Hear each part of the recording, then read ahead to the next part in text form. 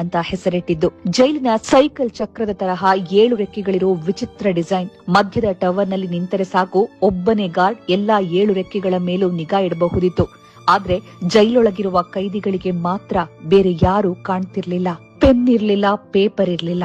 ಆದ್ರೂ ಜೈಲಿನ ಗೋಡೆಗಳ ಮೇಲೆ 6,000 ಕವಿತೆಗಳನ್ನ ಕೆತ್ತಿದ ಆ ಕ್ರಾಂತಿಕಾರಿ ವೀರ ಸಾವರ್ಕರ್ ಇದ್ದಿದ್ದು ಇದೇ ಜೈಲಲ್ಲಿ. ಪ್ರತಿದಿನ ಎಣ್ಣೆಗಾಣದ ಕ್ರೂರ ಹಿಂಸೆ ಅನುಭವಿಸ್ತಾ ಇದ್ದ ಸಾವರ್ಕರ್ ಜೈಲಿನ ಮುಳ್ಳುಗಳು ಮತ್ತು ಉಗುರುಗಳಿಂದಲೇ ಗೋಡೆಗಳ ಮೇಲೆ ಕವಿತೆ ಬರಿತಾ ಇದ್ರು. ಬ್ರಿಟಿಷರು ಅದನ್ನ ಅಳಿಸುವ ಮುನ್ನವೇ ಜ್ಞಾಪಕದಲ್ಲಿಟ್ಟುಕೊಂಡು ಜೈಲಿಂದ ಹೊರಬಂದ ಮೇಲೆ ಪ್ರಕಟಿಸಿದ್ರು.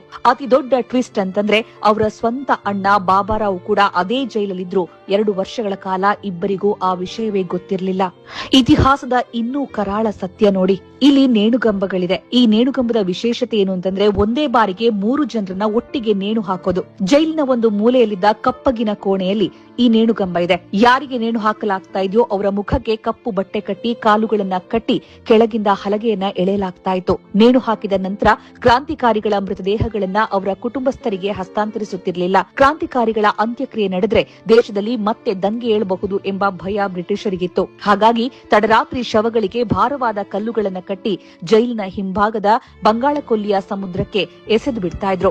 ಶವಗಳು ಸಮುದ್ರದ ಶಾರ್ಕ್ ಮೀನುಗಳಿಗೆ ಆಹಾರವಾಗ್ತಾ ಇದ್ವು. ವೀರ ಸಾವರ್ಕರ್ ಅವರಿಗೆ ಬ್ರಿಟಿಷ್ ಸರ್ಕಾರ ಬರೋಬ್ಬರಿ